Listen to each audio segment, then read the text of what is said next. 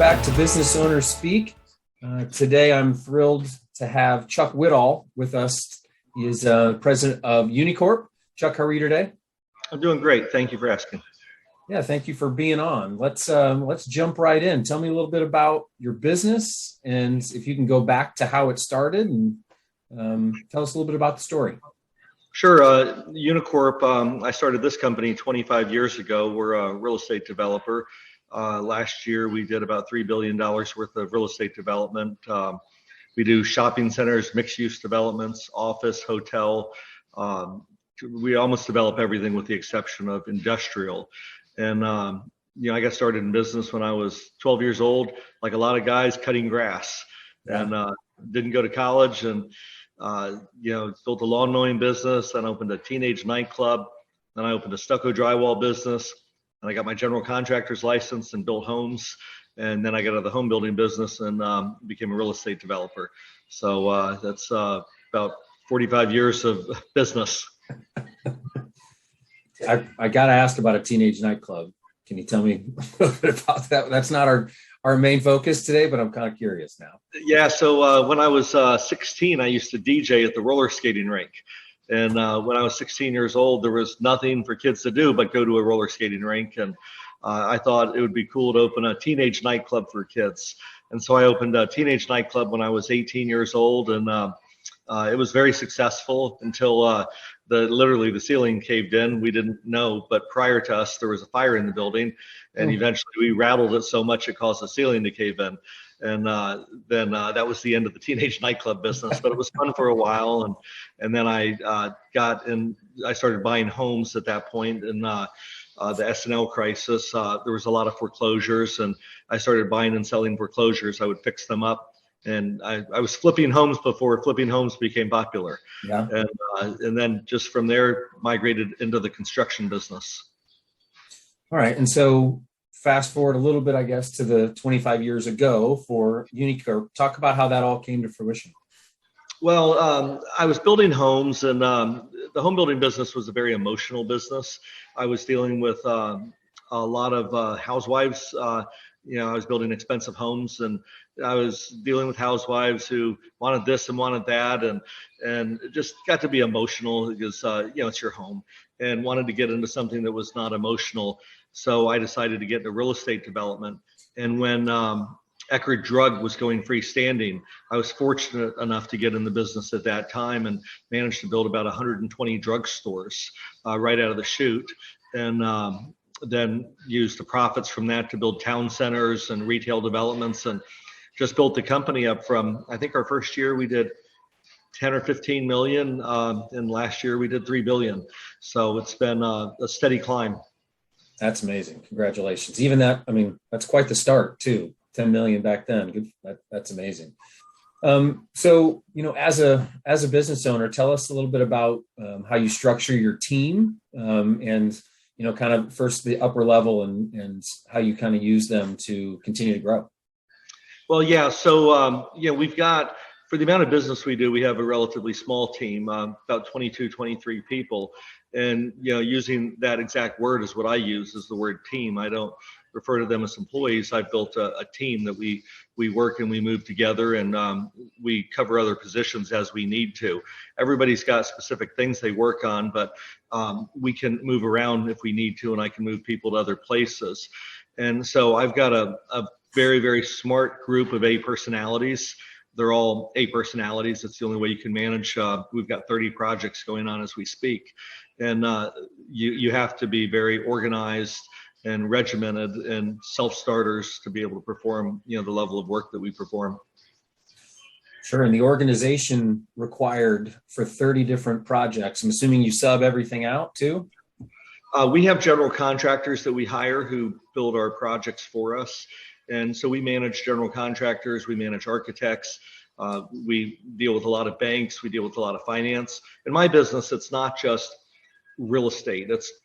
You've got to be an expert at finance, you've got to be an expert at construction, you've got to be an expert at locating the right location, you've got to know how to hire architects and oversee architects, and the same with general contractors. So it's multifaceted, and you really have to master all of those. And how about city ordinances and municipalities? Do you deal with much of that? Yeah, we deal with lots of governmental jurisdictions, going through the permitting process, going through planning and zoning. And I generally do not use zoning attorneys. I do all my own zoning cases. I essentially get in front of the commission and plead my case. And generally we're successful. I think we've only lost 2 cases in our 25-year history. Wow. All right. So what would you tell, Chuck, a business owner who's trying to scale in a similar business to yours, but can't figure out how to kind of systemize all the organization? Are there a couple tips that you would suggest on how to kind of keep all that straight when you have that many projects and you're trying to grow?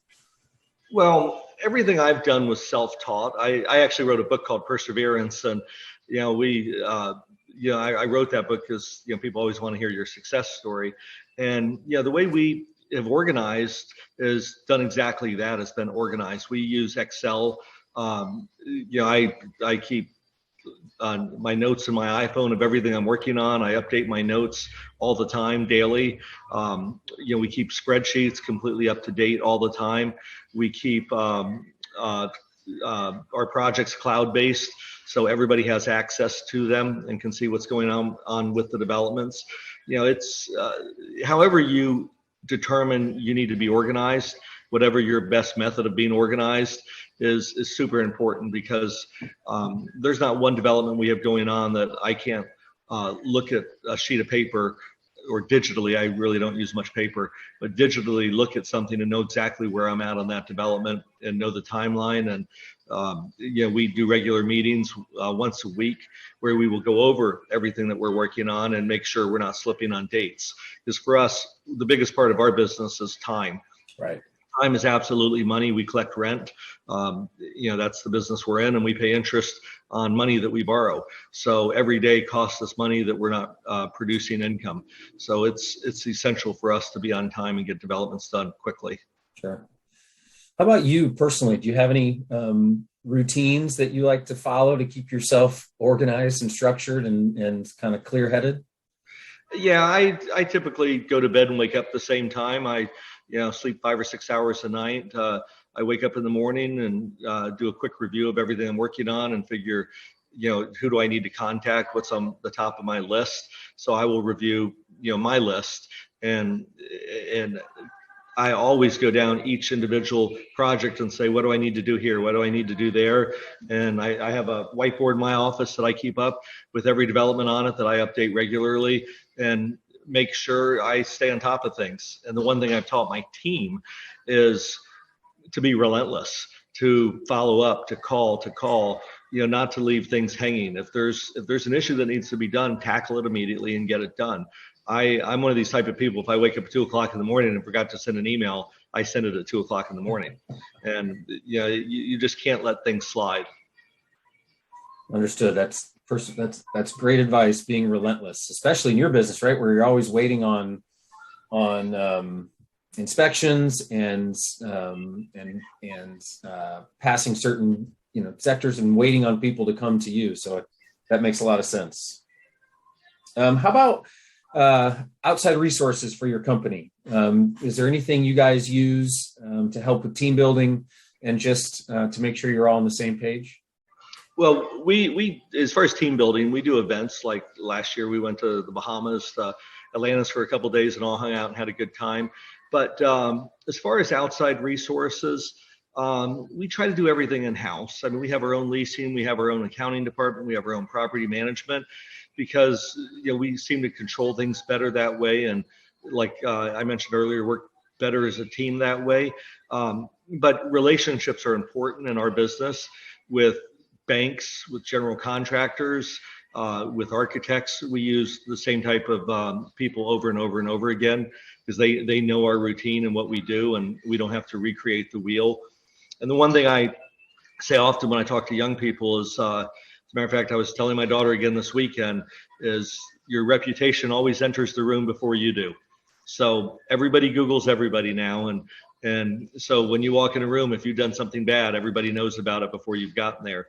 So it's really important to maintain your reputation, because we check everybody out. When we hire people, we look at their Instagram, we Google search them, and anybody will do that when you walk into a bank or any type of environment you're walking into. Sure.